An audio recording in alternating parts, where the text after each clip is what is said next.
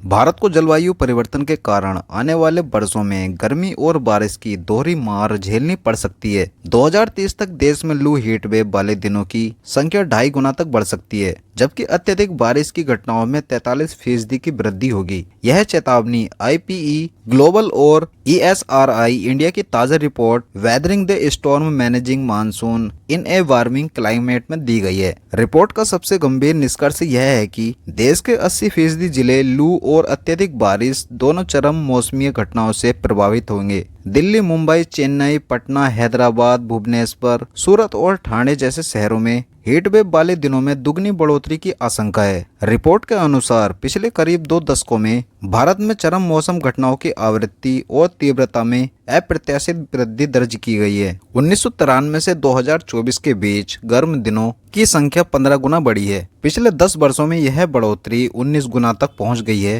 Heat wave की लंबी अवधि, उसके बाद अनियमित और अत्यधिक वर्षा अब सामान्य पैटर्न बन चुका है। जिन जिलों में जून से सितंबर के बीच लू ज्यादा चलती है, वहां लगातार और अप्रत्याशित बारिश की घटनाएं और ज्यादा होंगी। रिपोर्ट में चेतावनी दी गई है कि 2030 तक भारत के 69% तटीय जिले लंबे समय तक गर्मी से जुड़ी समस्याओं का सामना करेंगे, जो 2040 तक बढ़कर 79% हो जाएंगे। मानसून के दौरान बारिश न होने वाले दिनों में गर्मी और उमस की स्थिति बनी रहेगी, जिससे जन स्वास्थ्य और आजीविका पर असर पड़ेगा। उत्तर प्रदेश, उत्तराखंड, हिमाचल प्रदेश, गुजरात, राजस्थान, तमिलनाडु, उड़ीसा, महाराष्ट्र, मेघालय और मणिपुर जैसे राज्य दोनों प्रकार की आपदाओं यानी लू और भारी बारिश से गंभीर रूप से प्रभावित होंगे। 2030 तक इन राज्यों के 80% से ज्यादा जिलों पर इसका व्यापक असर पड़ने की आशंका है। अल नीनो और ला नीना जैसी मौसमी घटनाएं पहले से कहीं अधिक जोर पकड़ेंगी। इसके कारण बाढ़, चक्रवात, तूफान और भीषण गर्मी जैसे चरम